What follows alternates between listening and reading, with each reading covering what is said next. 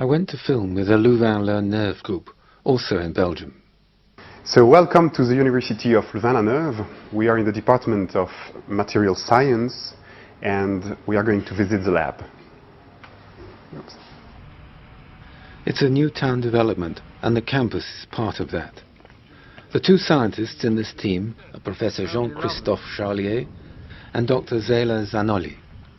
In this project, we would like to construct a device which will be able to detect one or two molecules in the gas. And in order to do that, we will use carbon nanotubes. And this carbon nanotube will be decorated with a gold cluster or metallic cluster. We will use carbon nanotubes. We will put some metallic leads to connect these nanotubes and to be able to have access to the electronic properties, so the conductivity of the nanotubes. When the nanotubes will be coated with gold cluster, the response of the nanotubes to electrons, to the transmission of electrons from one lead to another will be different.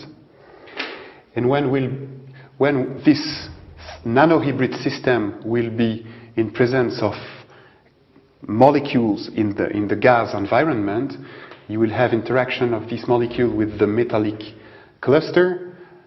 A different charge transfer will be performed between this cluster and the nanotubes, and you will have a different response again to the electrons, to the conductance of the electrons inside this nanosystem.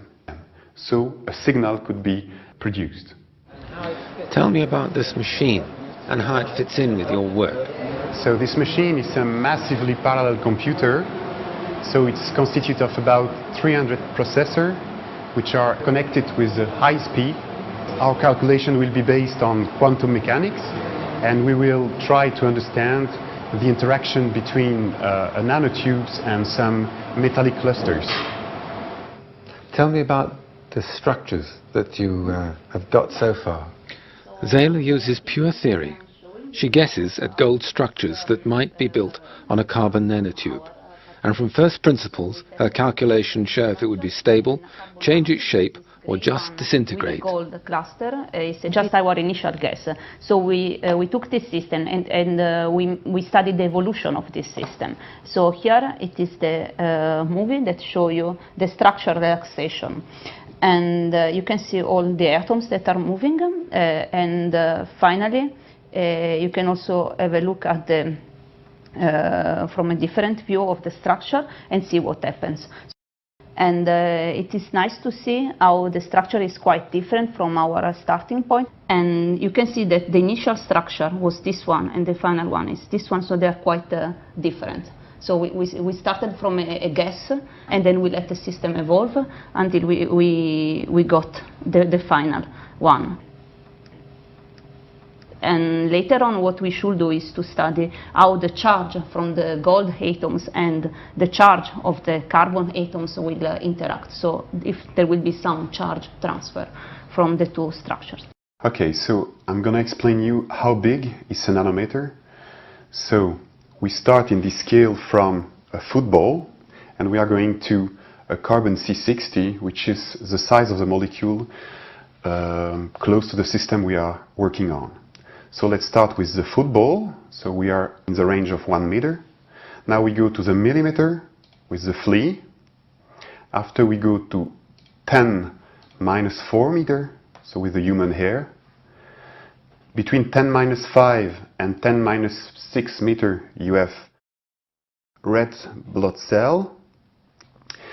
If we go to 10 minus 7 meter, we reach virus. If we continue decreasing, we go to 10 minus 9, so the size of the nanometer, which is a strand of DNA. And at last we go to between 1 nanometers and 1 angstrom, which is 10 minus 10 meters, we reach the C60 molecule. Zela has the beginnings of a story explaining what experimentalists find, that it's difficult to get gold to stick. We have a different situation. Again, in gray is the nanotube and the yellow is the gold. And the nice thing is that we can see that the gold slightly tend to detach from the nanotube, and the planar structure takes a curve. It takes a curvature that is quite similar to the curvature of the nanotube. There are not any more bonds from the gold atoms and the nanotube, but still there is an interaction, so the golds are not flowing away. So metals often don't want to stick to nanotubes. And I began to realize that that's where the plasma came in. But I wasn't to hear about that until I got to Brussels. What sort of person are you? What do you do outside science? A male. I'm married. I have 3 daughters. I'm living in the countryside, so quite far from my university, about 1 hour driving.